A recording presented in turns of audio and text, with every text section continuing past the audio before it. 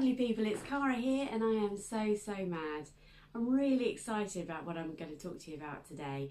I probably always say that actually, because as you know, I do love my sewing and yeah, it just fills me with joy. But today I bring to you the Sorrento jacket and the Ravello dress from the Sew Over It Summer Dreaming ebook. I've been working on these projects on and off for a couple of weeks. I'm not generally the sort of person who has lots of projects on the go, but now that I've been back to work and I work quite long hours, as I suspect a lot of you do too, and so I've taken to sort of batch cutting. So actually at the moment in my sewing room I've got 2 Alexa jumpsuits cut out. I had the Dawn jeans on the go from a couple of weeks ago, and then the Lacala pattern dresses that I showed last week. Oh, this is the Lacala dress from last Sunday. I put the details of the pattern down below. Whilst I'm talking about that, thank you so much for all the wonderful comments on both of those videos. I'm really enjoying the interaction we have, and Lacala is new to the majority of you, although a lot of you pointed me in the direction of Sian from Kittenish Behaviour, who I love. I must have missed some of those sections. Don't always get a chance to watch all of her videos, but yeah, she's amazing.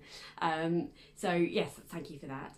But so the Summer Dreaming ebook came out, I'm going to say about 4 weeks ago, and is a collection of 5 patterns. I'm absolutely certain most of you have heard of it, but there's an Alba skirt, which is like a wraparound skirt, which is very pretty.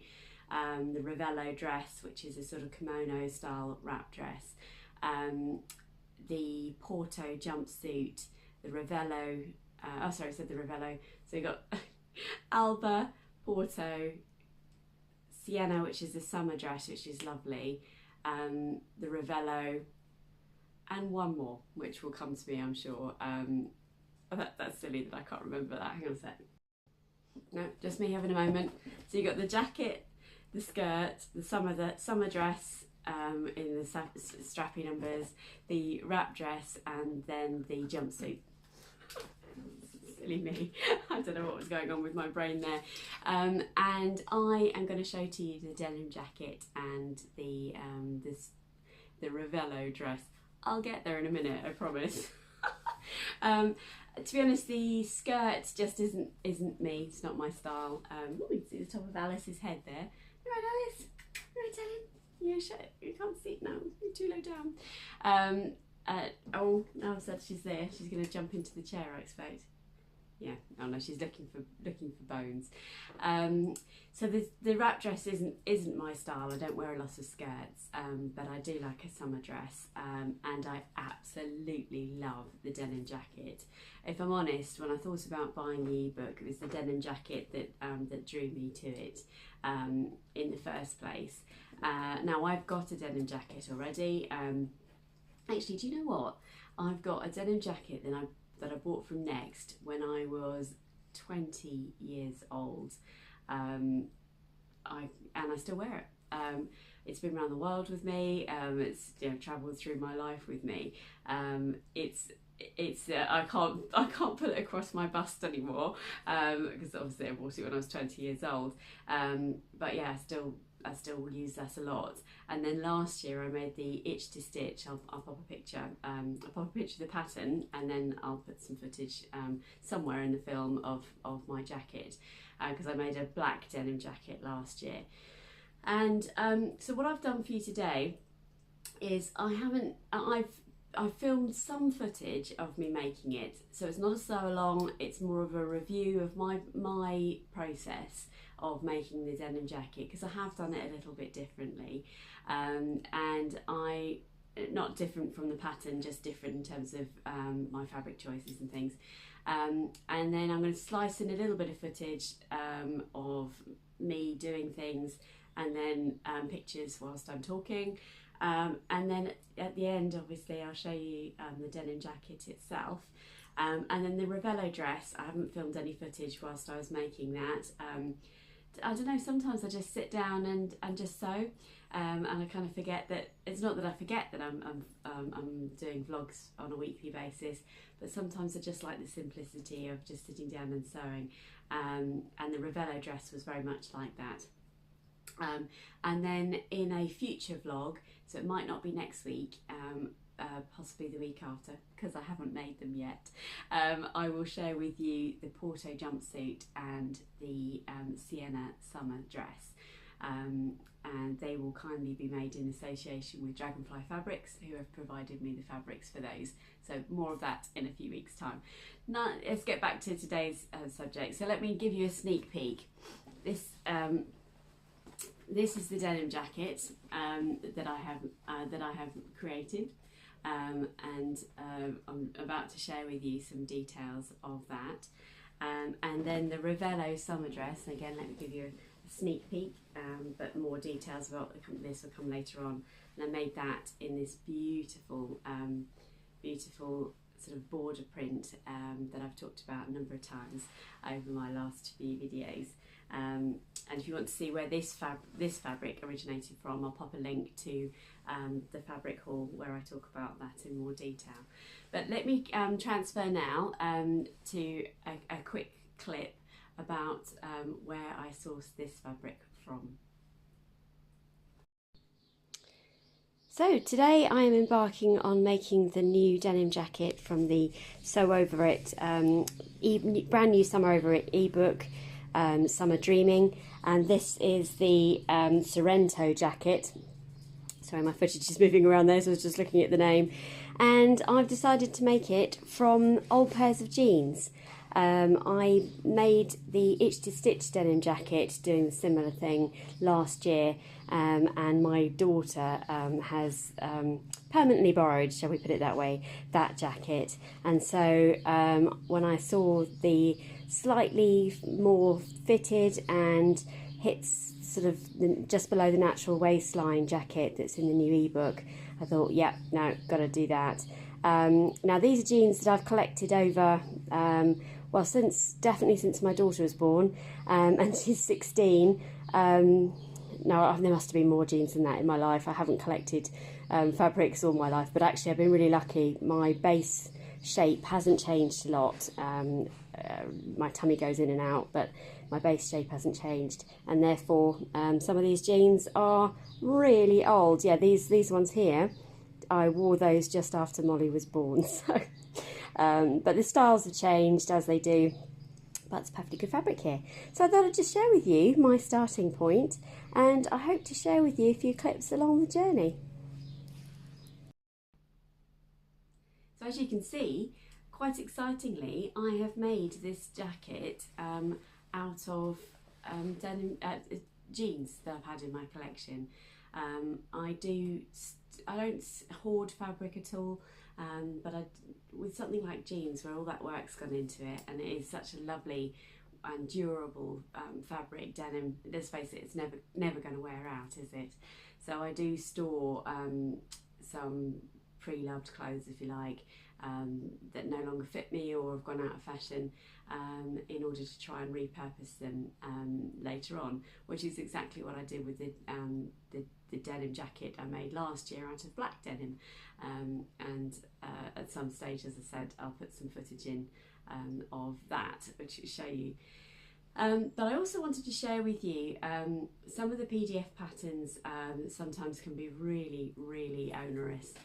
But actually on this particular pattern, the Sorrento jacket, I believe it was only 24 pages for a PDF, and that's actually pretty good. It wasn't taxing at all. I'll pop a picture in here somewhere of that, because sometimes the sheets are huge, but on this occasion it was actually quite a manageable PDF. And I am a PDF fan. I use Pritt stick, so I cut the right and the bottom of each page, and I use a Pritt stick to stick them together, and I find that a really quick and easy thing to do. and somehow or other I find it quite methodical. Just quite happy to do that, and I don't know, 15-20 minutes later I've got a pattern ready to go. And for me, that doesn't feel hugely different to receiving a pattern envelope, although don't get me wrong, I absolutely love a paper pattern too. It's a lovely treat. But yeah, the putting together of this PDF were really easy, and there are actually some really easy ways of putting PDFs together. I've heard of people cutting corners and things, literally cutting the corner of the PDF and putting them together that way. I haven't quite fathomed that out, but maybe some of you could share with me some of your top tips on putting PDFs together. So yeah, really nice straightforward PDF. There didn't seem to me as many pattern pieces as there were on the Itch to Stitch denim jacket. Naturally I'll just keep making comparisons between the two. I found it really straightforward in terms of the construction, and all the way through actually the whole jacket was very I think quite beginner friendly actually, which I know is part of the premise of Sew Over It, but I think Lisa always says she wants to teach something new every time she creates a pattern, which I totally, that's my experience of it. But I'm going to go to another clip now because I want to explain to you a little bit more about how I put the larger pieces of the denim jacket together using old pairs of jeans. Okay, so just in case you're wondering, how do you get the big pieces of fabric cut out of a pair of old jeans? I should have said in the previous video that my mother-in-law actually bought a couple of these pairs of jeans for me out of charity shops when she knew last year I was looking to upcycle jeans into denim jackets, which is really kind. And actually the denim jacket I made last year, which I will show you at some stage, is black denim, which is why I'm making a blue denim this year. But as you can see here, I've actually cut the leg in two and spread it flat on the table. So my arm piece will actually have a seam down the outside, not that I've created, but that was originally in the jeans themselves. Now you can probably see if I zoom in a little here, I did actually cut the sleeve piece to be two pieces, and then I've sellotaped it back together, because you can, many jackets have got a seam down the outside of the arm, so I will have one, but it will be just because of what was in the jeans originally. So I just thought I'd just share with you that, because the process itself, actually if I come down and show you, in order to make this work you need to pick out the biggest pieces of the pattern. So you see here we've got this is the back yoke, which we cut on a fold, so you need to consider that in its larger form. You've got the collar piece here again, and that's cut on the fold here, and the last of the biggest pieces will be the centre back. Okay, and actually some of these pieces you can do in two separate panels, but you need to include a seam allowance if you do that. Okay, I'll share with you the process as I go through of how I've put the largest pieces onto the jeans themselves. So I hope you found that interesting, because maybe some of you are thinking, well, how would you get, let me lean forward and grab the jacket, how do you get, you know, a large piece of the back of the jacket, for example, out of a standard pair of jeans? And now some people really go to town when they're making denim jackets or repurposing their jeans into other clothes. I didn't. I kept it very straightforward, opened out cut the inner seam of the jeans so that when you open it out you've got the thigh seam on the outside, and that makes the biggest piece of fabric. Imagine your trousers are like that, if you like. And then across the bum piece, across the back, is also a really useful piece of denim jeans, because that also, you know, is the biggest part of a pair of trousers, if you like. And I repurposed the seams of the trousers that already existed. So as I tried to show in a picture, this is a sleeve here, and then this seam on the outside of my denim jacket is actually the thigh seam of a pair of jeans, so it's already created. Similarly, similarly, this seam down the back of my back yoke is also a thigh seam from a pair of jeans. And I've kind of blended it in, if you like. So the jeans that I had didn't have any top stitching on, well, no, there wasn't any top stitching on it. So when I was able to do my top stitching, I could coordinate it all in. Really enjoyed the top stitching process. Now, some of you may have seen my Dawn jeans that I made recently. If you haven't, I'll pop a card to it up here. I sound a bit hoarse today, I think. My voice sounds a bit deeper. I haven't got a cold or anything, don't know why that is. Got a cup of tea on the side here. But anyway, so on the Dawn jeans, I decided to do my top stitching using standard cotton thread as a bit of an experiment, but I was really pleased with how that went. But on this denim jacket, I used, excuse me, I used proper top stitching thread. You can see that there, and I've placed a picture here of how I placed the needle plate when I'm doing top stitching. As I explained in the Dawn jeans video, you got a number of grooves in your, hang on, let me show you.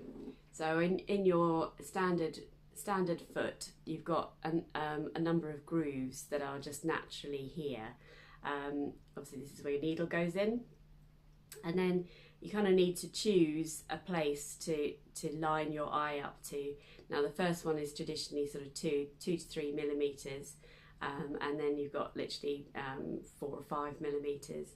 And if you choose a slot on your sewing machine foot, then that will create you a nice easy guideline. Excuse me. There are also a lot of people recommend using an edge stitch foot as well when you're doing that, because basically there's, on an edge stitch foot, you've got sort of like this bit that comes down underneath, and it sort of sits in the seam that you've sewn. So let's see, yeah, so it would sit in the groove of the seam there, for example, and then the stitching would just be a few millimeters either side of that. But do you know what? I can't say that I did take my time, but I'm not really a slow sewer. But I'm pretty pleased with how it came out. I chose this sort of light cream colour. Obviously traditionally it would be sort of a light orange or something like that. But no, I'm really pleased with how that came out. And yeah, I loved making it. So I'm going to put some more footage in now, I think. Now I made some notes of the sort of what I took pictures of. So I'm just going to have a quick check here. Let me share with you now some of the front jacket progress, and you'll see where I'm up to so far. Okay, as ever, excuse the state of my ironing board, but I thought I'd just do a quick clip and show you at this stage. So these are obviously the two front sections of the Sorrento jacket, and here you can see I've completed the top stitching on the one on the left, and the one on the right is still to go. But I'm absolutely loving how it's coming together. And then this is the back as well, so you can see there. Just the use of the different denims is really quite good fun. Yeah, and then you've got the cuffs that'll go onto the bottom of the band when it's completed. So yeah, really pleased with progress so far. And as I will probably say throughout the overall vlog that goes with this, it is a really, really nice construction of a denim jacket so far. So. Yeah, it's been interesting. I just sort of slicing in some footage there of how it's coming together, and here you can see in more detail what that all looks like. Creating the pockets was a really nice thing, actually. This is a just going to open up the button here. Oh, she says I'm going to open up a button. I can't seem to get that open. we go, sorry, just butterfingers. So yeah, so in the jacket itself there's a fully functioning little pocket here, which is really nice because actually that so the pocket itself sits on the inside, and because obviously the denim jackets are unlined, you do need to be aware of I say that loosely, the inside of a denim jacket is slightly more visible on jackets than, you know, obviously if you've lined them, so you do need to be a little bit careful of what the inside of the jacket looks like. And I did the same as what I did on my Dawn jeans, and used, I don't know if you can see that there, I used a different colour. In fact, you can see on my overlocker there, there's something I've taken to doing. I know you can buy this really lovely overlocker thread that creates this rainbow. At the moment I just don't have the funds for that, which is also probably, yes, it is the reason why I've made a denim jacket repurposing fabric, repurposing jeans. Yeah, I'm being, yeah, I have to be very cautious with what I'm spending at the moment. But so this is my cheats method. I hope you can see that. Yeah, you can see the different colours of threads. So how I've created that is by just putting a different colour cotton in each of my overlocking spools, and they're just standard threads straight off my my thread holder up there. You do need to just keep a little bit of an eye out, because obviously a standard cotton reel doesn't hold as much cotton as one of those great big cones for the overlocker. And I did have suddenly I'm sewing along, I'm like, oh, that looks different, and it's because the cotton's run out. So yeah, but yes, creates a sort of a very subtle, well, no, it's not a rainbow, is it? But the top is different to the bottom on the stitching, and it just looks really sweet. But yeah, I'll put a picture in of the construction of the pockets, and they just went in so smoothly. Now maybe it's because I learnt a few things from the creation of the jacket last year. So on my Itch to Stitch jacket, the alignment of this pocket is slightly off, and I suppose in my mind's eye I couldn't see. So if you're making a dress, you're making a pair of trousers, it's a fairly standard sort of creation process, or in fact there isn't much room for error, is there? The front needs to sit on the back, you sew your inseams, etc, etc. When you're creating a jacket, especially like this denim jacket, there are lots of pieces in this jacket. So you've got the top yoke here, you've got the outer, I can't think what it's called. You've got this bit, and this bit. Can't think what any of those are called. And of course they all get sewn together. Then you sew the top yoke on, and then you've got your button placket. So there is, until you've put it all together, you can't see how it's going to sit. And I was really pleased. I'm going to sneeze. Excuse me. I was really pleased actually how centralised these came out, and actually I really took my time over the top stitching, because the pocket is on the back. So on the other jacket the pocket is on the front, so literally you place it over the top of those 3 panels, but on this one the pocket is on the inside. So in order to make it visible, it's only the top stitching that does that, and I was really conscious of that. So I really took my time to make sure, I don't know if I'm going to be able to hold this up in a way that you can see it. Stand up a sec, let's see if I can do it that way. I really took my time, just can't hold on to it, it's a slippery fish, to make sure that the spacing, I'm not really doing that justice, but the spacing between here and here was identical on both, because when I pinned it together it didn't necessarily come out that way. And that just happens because of all the tiny differences that could accumulate when you're putting these 3 panels together. If you haven't done it as accurately both sides, you won't know that until you come to put the pockets on and then try and make them centralised. I hope that made sense. But yeah, it was a really, really good process. And then I'll put, let me pop some more footage in here, because I explained to you how this button placket is created, because I've not done one like that before. I'll be back in a second. Okay, so here we are at a section where we're just about to put the front button placket on. So you can see here the jacket is inside out, and what I've done here, this is the button placket.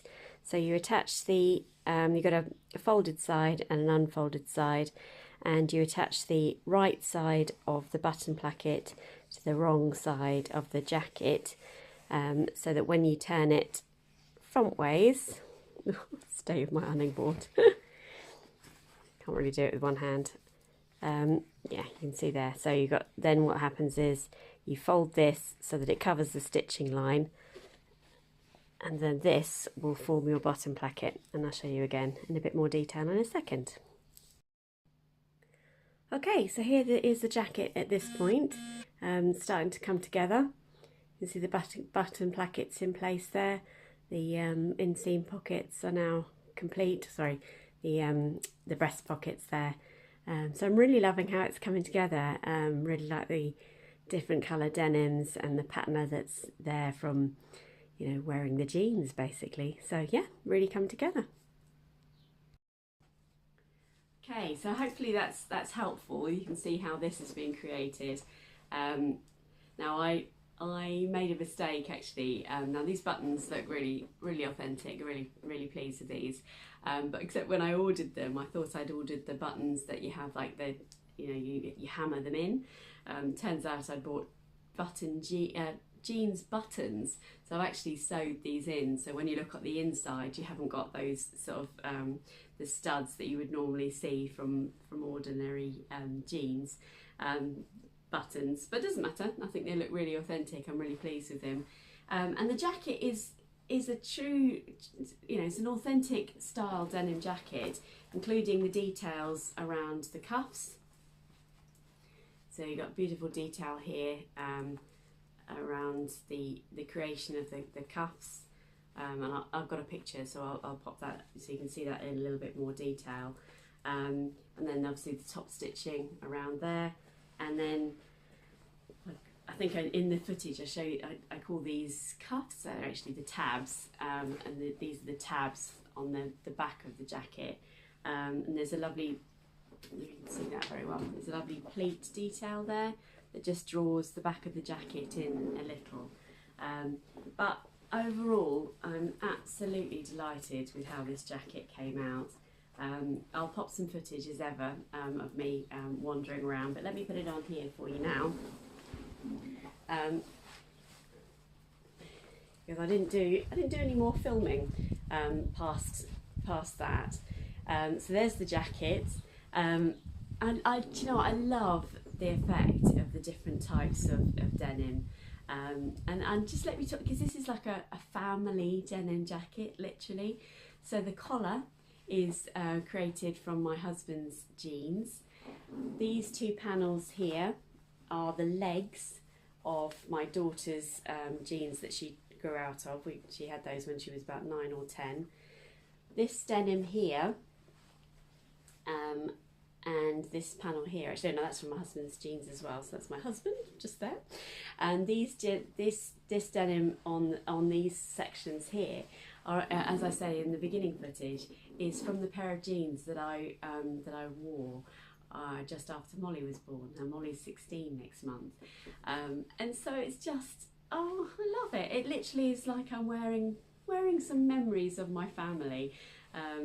Yeah, people make cushions, don't they? Memory cushions and things. It's like a memory jacket, which is lovely. And because it's a, you know, the denim has been worn, it's got sort of little foibles. So this is the knee of my husband's jacket, jeans. So it sort of naturally sort of bends a bit. Bend's not the right word, but there used to be a knee here, so the fabric will never sit flat. And the same with this bit here. You think, oh, it's gone wrinkly here, but this set of bumpiness, if you like, and also the bumpiness that's caused on the corner here is because that piece of denim has had a life before this jacket, and there's nothing I can do about that. But I really like it. It creates sort of yeah, well, it's a unique situation. And then let me show you a little bit more about the fit, because it's described as a cropped jacket. Now, the thing I didn't describe to you before I stand up again is I took a lot off this jacket. Now, as I said to you, if you make a denim jacket, there are not many fitting stages, because you have to have the whole thing practically together before you can see what it comes out like. So I probably had to I probably cut off a lot of the work that I'd done, and that sounds quite brutal, but that's how I roll. So I literally took in, well, a good inch, if not more, off both of the side seams. So I made a straight size 14, which I always am in Sew Over It patterns. But it was enormous when I put it on for the first time, which was hugely frustrating. Also, the cuffs were really, really long. So I took a good, again, a good inch or so off. And so actually the length of the cuffs here, now the right way of doing that would have been to shorten it somewhere up here, I imagine. But I hadn't thought for a second that the arms would be too long. That's not an issue I have with Sew Over It patterns. So I've actually taken some length off this beautiful detail. That's why I said it undid some of my work. So some of the cuff that would have been on here isn't there, because I just chopped it off and put the I took the cuffs off, chopped the sleeve and put the cuffs back on again, which is a bit of a cheaty way of doing it. And then length, I also took some off, which I was really surprised about, because it came down to more like my lower hip. And as Lisa described it, that's my waist there. So Lisa described it as sitting just below your waistline. As such, so I took it in. I probably, it's quite comfortable. But I can do it up as well. Yeah. Live, Cara. Well done. Put a jacket on. Try and do some buttons up on a jacket. Live on telly. Why not? I'm a bit cack-handed, aren't I? There we go. There we are. Right. So there you go. That's the jacket. Yeah, I'm super pleased that you can see there. Look, it'll always want to do something different. That's because there was a knee or a leg or a bum sitting there somewhere. But I love how I can do it up, because I cannot do that on my original next jacket. But it's super. I'm really pleased with it, because it's well-worn denim. It fits really well. It's so super comfortable. We've got none of that. It's a beautiful day here today. I'm going to undo this jacket. I'm boiling. But yeah, it's there we go. Lovely. I'm going to say it again. I'm really pleased with it. And the premise of the ebook is that everything is interchangeable with everything else. And I will show you in a minute when we come on to the Ravello dress how this sits with it. And as I'm honest, as I film this, I've not done that yet. I haven't put the this jacket on with the Ravello dress. And as I work my way through and show you the Porto and the Sienna dress in coming weeks, at the end of that film I'll do a sort of a combination, sort of a little bit of a lookbook, if you like, to what that comes out like. So that's make number 1 for today's video. I hope you enjoyed seeing the process of that.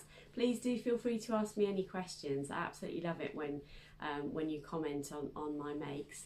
And I think what I'm going to do is I'm going to go and put the Ravello dress on, because I haven't got any footage of me making it and things. So you're probably all desperate to see what it looks like on. I'll be back in a second. Hi everyone, just before I show you the Ravello jacket, I thought I'd just do a very quick comparison of the 3 jackets I've now got. So this is the Itch to Stitch jacket I was talking about earlier, and this is also, sorry, apologies, this is also made of old black pairs of jeans, so I cut up a number of pairs of jeans. This has got inseam pockets in, which is a really lovely feature, but it also does have the double, the breast pockets as well. I did some nice features on this one, so I had a slightly bigger jacket, so I ran out of some of the fabric I needed, so I made the collar, under collar, and also the cuffs, the sort of under cuff here, in a cotton fabric. But yeah, so that's, so you can see there the length of that one is definitely my hips. So let's switch now. Let's go vintage, shall we? So I switched now to my denim jacket, and actually I was thinking back. I bought this when I was 17. So I was doing my A levels when I bought this one. This is just from Next.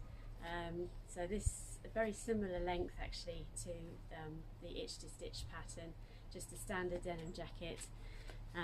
Travel around the world with me. All done all sorts of things in that one. So that's the vintage number. And then by way of comparison, this is my most recent make. So I've actually rolled the sleeves up, and so this is the Sorrento. So you can see it is actually sits quite a little bit higher, so just about hits my hips. As you can see there, the top is slightly longer. Yeah, so super pleased. I hope that helps, just to see all three in a slightly different outfit, more of a sort of outfit you're likely to wear a denim jacket with. Okay, back to the Ravello. Okay, so here I am back, and I am in the Ravello summer dress. I love this pattern.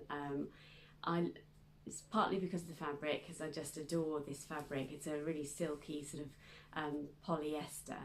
And I will put some footage in because it's going to be really hard for you to see. So hair's got a bit mad because I was just trying stuff on. But yeah, really pleased with it. So it's a very simple wrap dress. I gotta sit back down and say, you laugh, right? So I went to film this. I thought, oh, I'll show you the inside. No, I showed you my pants and my bra, so I cut that footage and I'm filming it again. So I won't be showing you the inside, if that's okay. Mad. So anyway, so this section comes in and it scoops across here, and there's a button on the inside just here with a tiny piece of elastic, which is a really nice finish. Although you could do 2 ribbons if you wanted to. But the underskirt comes right underneath, so it's it actually finishes here, and then obviously this front section comes across and ties with the bow here. So there's no tie that goes all the way across the back, which is quite nice. There's a pleat just here, there's a pleat just here, and then there are 2 pleats in the back about here. It's got a beautiful curve down the front.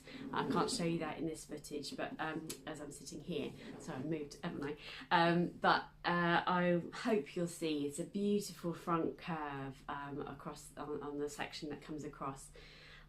It's full length, maxi full length, which is really nice. I haven't got any of those, and this kimono detail is really nice. It's got a cuff on the edge here. Now it's because of the style of it, you can't exactly lift your arms up a lot. I mean, who does that? But it's yeah, that's the only thing I will say. It's quite restrictive in that way, unless you sort of go like that. I'm not saying that's a negative point, but it is just part of the fit because that's the nature of the sleeves. I'd also say I didn't get on particularly well with the pleats that I just showed you, and I think that's because it's a silky fabric, because it meant it billowed out quite a lot. If I was to make this again, I would make it in a viscose or a cotton lawn, because I think the whole thing would just sit slightly better. Because this fabric has a tendency to move about. So actually what I did, I'm not even sure if you can see that, I actually stitched the dart in. This is meant to be a pleat. Sorry, it's a pleat, not a dart, but it leaves it slightly open, but actually I stitched them flat because I just found it had this quite unattractive sort of billowing going on right there when I wanted it to be cinched in at the waist. But other than that, it's absolutely lovely. And you know what? I love this dress, but I haven't had anywhere to wear it to because I haven't gone anywhere. I'm not going out at the moment for various reasons. One's the pubs are limitedly open, but yeah, as I say, I don't have the funds at the moment to be able to do that. Yeah, a lot of people are in a similar situation to me. I'm not alone there, so I haven't worn it anywhere, which is a bit of a shame. But yeah, let's so now, well done, Cara. So you say let's go and get the jacket and put it on, and I've left it in the other room. Hang on a sec. Sorry about that. So here is the jacket and the dress together. Yeah, I'll put some footage in of me in the garden in that, and obviously my denim colour choice has an impact on how these things will all match together. But in terms of shape, I'm really comfortable with how that looks. I've seen, well, actually even on the ebook, Lisa's made this in a lovely dark olive colour. I think she's made a standard navy one. I think she might have made a white one. I'm not sure exactly. The other thing she does, which I haven't even experimented with, is she rolls her sleeves up. That's a look she says she prefers. Now I think if you were going to do that, you need to have a denim that was not a really rigid denim, because I think that might be a little tricky. But let's have a look and see what you think. I like thinking about different styling things. That's not something I would necessarily have done with this jacket. Let's have a look and see what you guys think. I also think you've done all that work on the lovely cuffs, and then you're going to roll the cuffs up and not see it. But might make it a bit cooler for summer maybe. There we go. So what do you think about that? Yeah, no, I can see how that would work. Obviously I've just done that on film, so they're not particularly even or anything like that, but that's okay. Yeah, I can see how that works as a style. There you go. Yeah, I'm really pleased. How many times can I say yeah? Sorry. Right, so I hope you enjoyed that, sort of a little overview, sort of semi-review of the make of the Sorrento Denim jacket, and a review of the Ravello summer dress, which is just super.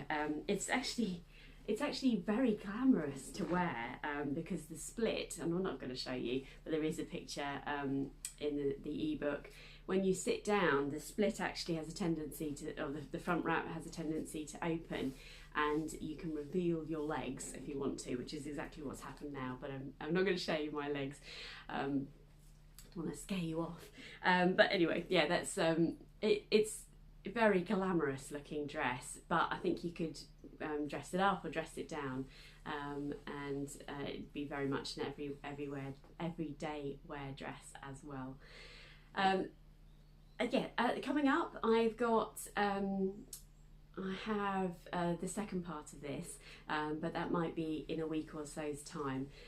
So in the middle, I'm going to splice in another new discovery, I think, just to give me a bit more time to sew the Porto Jumpsuit and the Sienna Summer Dress, also from the ebook. I would love it, please, if you could comment on what you think of my makes, and they're also in the details below. There are ways that you can support my channel.